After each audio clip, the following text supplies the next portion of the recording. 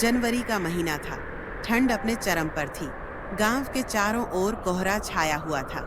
मकर संक्रांति के आने की तैयारी हो रही थी। बाजार में लगड़ पतंग और पकवानों की रौनक थी। लेकिन गांव के बाहर एक झोपड़ी में एक महिला सुनीता अपने 5 साल के बेटे राजू के साथ बैठी थी। उनकी झोपड़ी से पतंग की आवाज सुनाई दे रही थी, लेकिन उनकी जिंदगी में खुशी की कोई पतंग नहीं थी। सुनीता का पति रमेश 1 साल पहले खेत के काम करते हुए एक हादसे में चल बसा था। उसके बाद से सुनीता और राजू की जिंदगी बदल गई।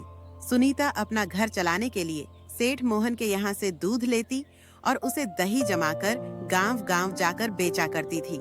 सुनीता का दही मीठा और ताजा होने के कारण गांव वालों को बहुत पसंद आता था। राजू बेटा, बाहर बहुत ठंड है, तुम घर में ही रहना और मैं खाना बना कर रखती हूँ। समय पर खाना निकाल कर खा लेना। मैं जा रही हूँ दही बेचने। माँ, आप चिंता मत करो, मैं घर पर ही रहूंगा, पर तुम जल्दी आना। दही ले लो, दही आपके गांव में आ गया है। शुद्ध ताजा दही, मीठा खट्टा जैसा मन चाहे ऐसा दही ले लो। दही खाकर अपना सेहत बनाओ। मेरे यहाँ का दही एक बार खाओगे तो बार बार मांगोगे। ऐसा बोलते ही गांव वालों की भीड़ सुनीता के पास लग जाती है। इस गांव में एक सरला काकी रहा करती थी, जो सुनीता के खाए बिना उनके गले से एक निवाला नहीं जाता था। सुनीता, मुझे कल 1.5 किलो दही देना। वह क्या है ना कि कल मकर संक्रांति है और मेरे बेटे बहू को थोड़ा दही बहुत पसंद है। ठीक है सरला काकी, मैं कल आपको 1.5 केजी दही दे दूंगी। बेटा, जरा इसमें 1 केजी दही कर देना। रामदीन चाचा, थोड़ा सा भी दही नहीं बचा, पर आप निराश मत हुए चाचा। मेरे घर में अभी 1 केजी दही और बची हुई है। मैं शाम तक आपको दही पहुंचा दूंगी। ठीक है बेटा, शाम तक पहुंचा देना। डॉक्टर साहब ने कुछ दवाइयां लिखी हैं, उसे दही के साथ ही खाना होता है और अभी दही खत्म हो गया है। अब जब दही आएगा तभी दवाइयां खा पाऊंगा। ठीक है चाचा, मैं शाम को आकर दही दे जाऊंगी। सारा दही खत्म हो जाने के बाद सुनीता घर की ओर निकल पड़ती है। तभी रास्ते में जोरदार बारिश शुरू हो जाती है। तभी सुनीता की नजर एक चाय वाले दुकान पर पड़ती है। वहाँ पर 2 लोग अलाव जलाकर चाय की चुस्की ले रहे थे। हे भगवान, ठंड बहुत लग रही है और यह बारिश को अभी ही आना था। मैं भी चलती हूँ चाय वाले दुकान के पास। यह कहते हुए सुनीता चाय वाले दुकान के पास पहुंचकर खड़ी हो जाती है और बारिश खत्म होने का इंतजार कर रही होती है। तभी वहां अलाव के पास खड़े 2 बदमाश सुनीता से कहता है, ये दही वाली चल दही निकाल के मुझे 1 केजी दही दें। भैया, अभी मेरे पास बिल्कुल दही नहीं बचा है। क्या दही नहीं बचे हैं? इसका मतलब कमाई अच्छी हुई है।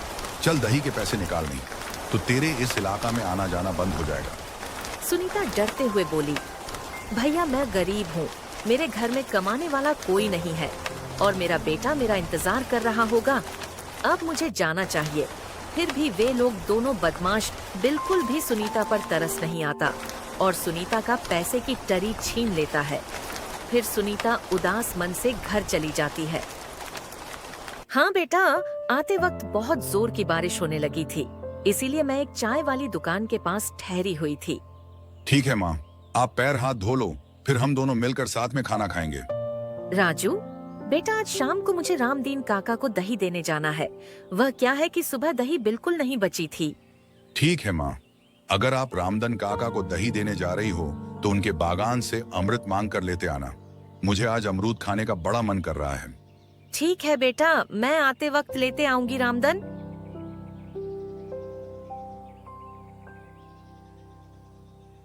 काका और रामदन काका जी, मैं आपके लिए दही लेते आई हूँ, बर्तन लेते आना। धन्यवाद बेटा। बारिश इतनी तेज हो रही थी कि मुझे लगा तुम दही लेकर नहीं आओगी।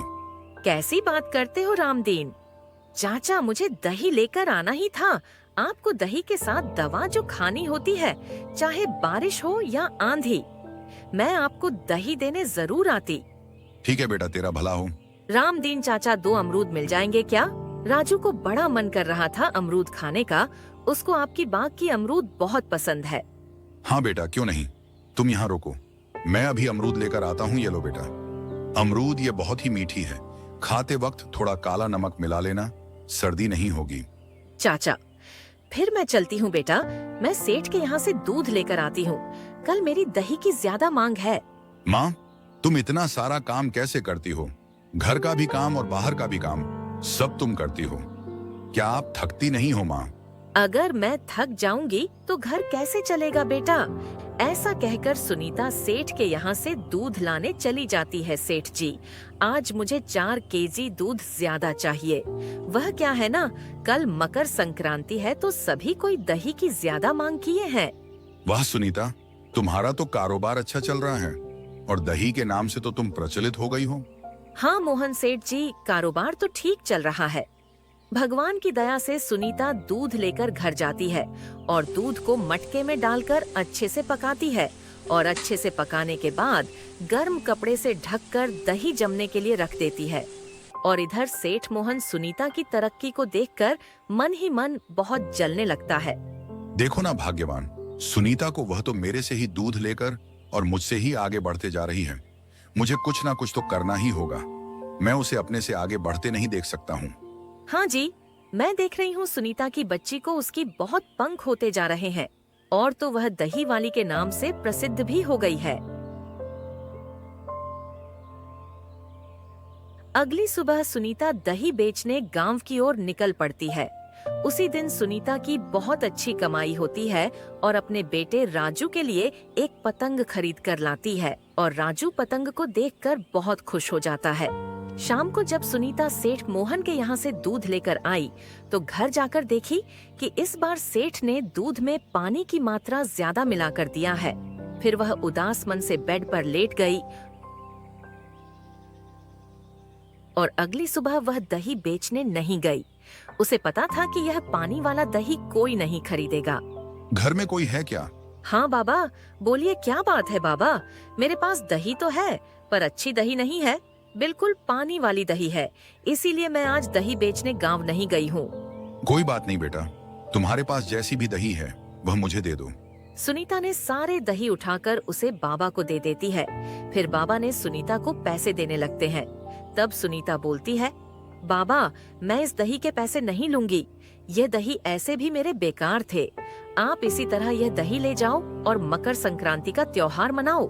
ठीक है बेटा, अगर तुम पैसा नहीं लेना चाहती हो तो मत लो, मगर मैं तुम्हें इस मकर संक्रांति पर मैं तुम्हारे को आजमाना चाहता हूँ। ये लो, घड़े मेरे पास 3 खड़े हैं, इसमें से तुम कोई एक घड़ा ले लो। अगर तुम्हारे अच्छे कर्म हो रहे तो तुम्हें अच्छा परिणाम मिलेगा, अगर तुम बुरा कर्म की होगी तो तुम्हें बुरा परिणाम मिलेगा। अब तुम्हारे अच्छे और बुरे कर्म इस घड़े से ही मापे जाएंगे। बाबा मैं कुछ समझी नहीं। हाँ बेटा, यह कर्मों का घड़ा है।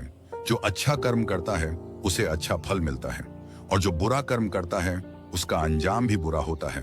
यह कोई ऐसा वैसा घड़ा नहीं है, यह कर्मों का घड़ा है। ये सब बातें मोहन सेठ एक पेड़ के पीछे छुपकर सुन रहा था। वह दौड़ा दौड़ा बाबा के पास आया और बाबा से बोला, बाबा मैं आपकी सारी बातें सुन लिया हूँ, क्या आप मुझे भी एक घड़ा दे सकते हो? मैं भी अपने कर्म को आजमाना चाहता हूँ। हाँ बेटा, क्यों नहीं, लो तुम भी एक घड़ा ले लो और अपने अपने कर्म को आजमा लो। सुनीता और मोहन सेठ उन तीनों घड़ों में से एक एक घड़े अपने पसंद के लिए लेते हैं। बाबा दोनों को एक एक घड़े देकर वसे चले जाते हैं और इधर सुनीता और सेठ मोहन घड़े को ले जाकर अपने अपने घरों में खोलते हैं।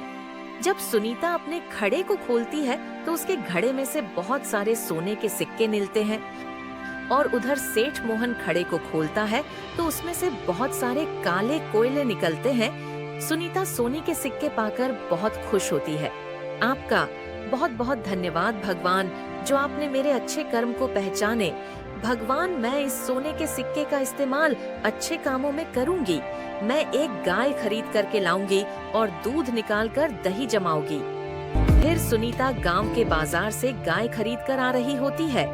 तब सेठ मोहन सुनीता को देखता है और मन ही मन बोलता है, लगता है सुनीता को घड़े में से कुछ अच्छा ही प्राप्त हुआ है, तभी यह गाय खरीद करके आ रही है।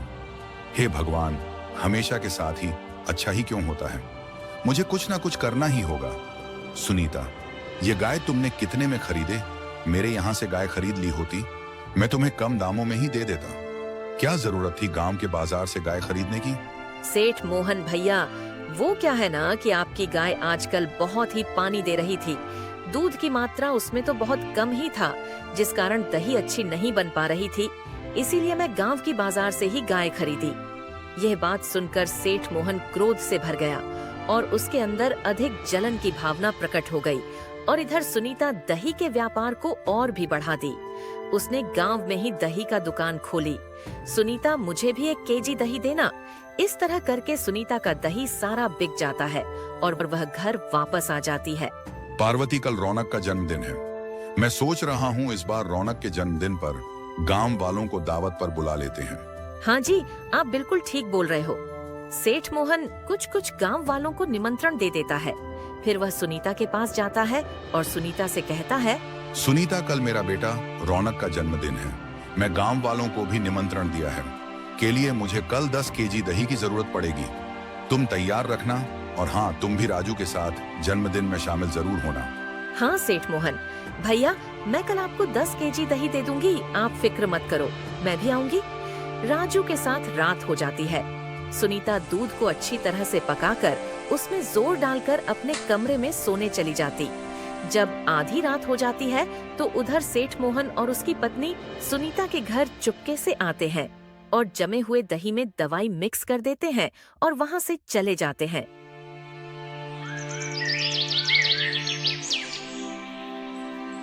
सुनीता बहन, दही तैयार है ना? हाँ सेठ मोहन भैया, दही तो बिल्कुल अच्छी तरह से तैयार है। आप जब चाहो तब ले जा सकते हो। नहीं सुनीता बहन, जब तुम शाम को आना तो दही लेते आना और तुम ही अपने हाथों से सबको दही रोज, क्योंकि तुम्हारे हाथ के दही गांव वालों को बहुत पसंद आते हैं। जी भैया ठीक है, मैं ऐसा ही करूँगी।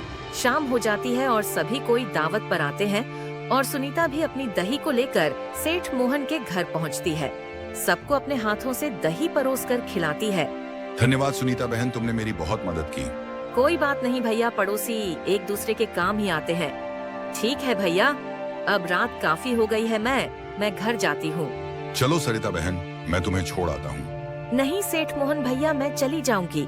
रात हो जाती है और सभी को अपने अपने घरों में सो जाते हैं। जब सुबह होती है तो जो लोग मोहन के घर पर आते हैं उनकी सबकी तबीयत खराब हो जाती है। सब कोई समझ गए थे कि खाने में ही कुछ मिलावट थी, इसलिए सबको मिलकर गांव के मुखिया के पास जाते हैं और सेठ मोहन की खाने के बारे में बताते हैं। जाकर मोहन सेठ को यहाँ बुलाकर लाओ। फिर मोहन सेठ मुखिया के पास आता है और मुखिया से बोलता, मुखिया जी, मैंने अपने खाने में कुछ नहीं मिलाया था, आप सुनीता से पूछ लो।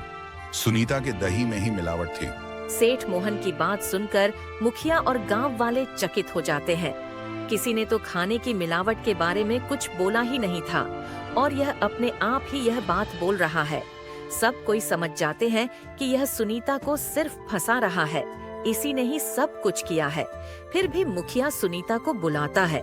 फिर सुनीता वहाँ आती है और मुखिया सेठ से कहता, अब बताओ सेठ मोहन, सुनीता ने दही में क्या मिलाया था? मुखिया जी, सुनीता ने दही में दवाई मिक्स की थी, जिस कारण गांव वाले की तबीयत बहुत बिगड़ गई है। ये बात सुनकर सुनीता बहुत ही आर्य में हो जाती है और मुखिया से बोलती है, मुखिया जी, मैंने ऐसा कुछ नहीं किया है। मैं अपने बेटे राजू की कसम खाकर कहती हूँ, मैं ऐसा क्यों करूँगी? दही बेचने का कारोबार मेरा एक दिन का नहीं है। मैं कई दिनों से बेचते आ रही मेरे बेटे राजू का भी तबीयत खराब है, भला मैं ऐसा क्यों करूँगी?